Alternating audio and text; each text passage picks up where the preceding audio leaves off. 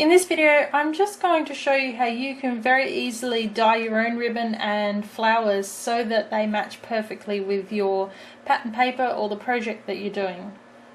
This flower is just a simple white flower that I have sprayed using Distress ink in a mini mister.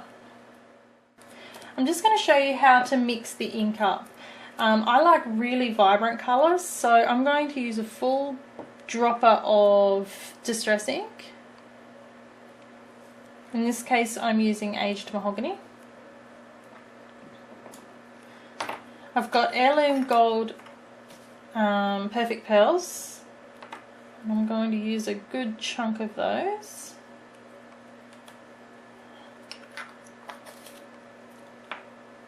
Then I'm just going to fill it about 3/4 of the way up with water.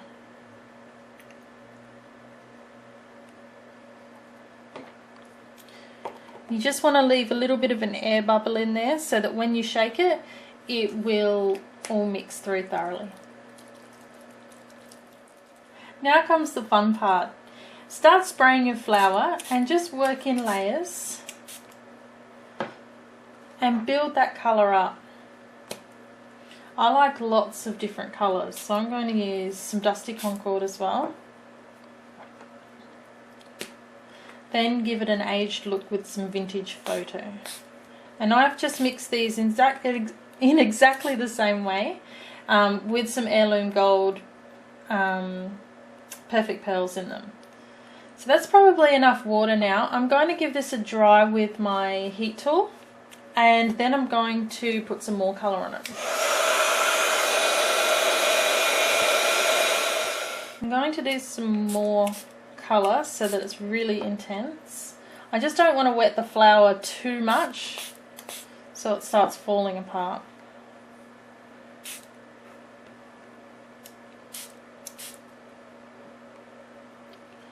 And I'm going to dry that again.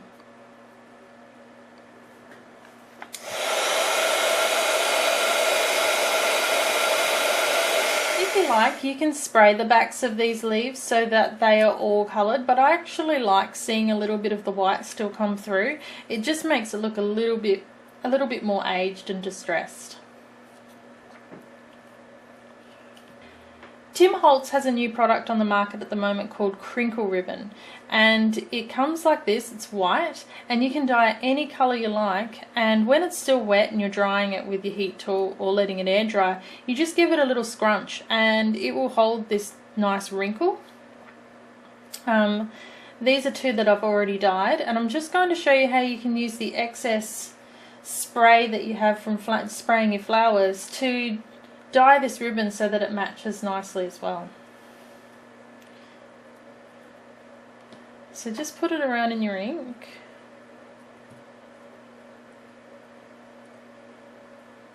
I don't want to muddy it up too much. So I'm just going to wipe some of this away. And then I'm going to use my heat tool to dry it.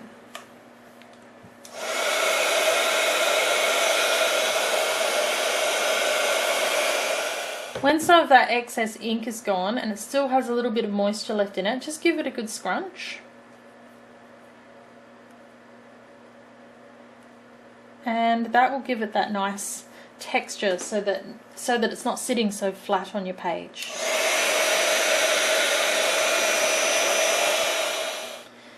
And now you have some nice ribbon and a matching flower.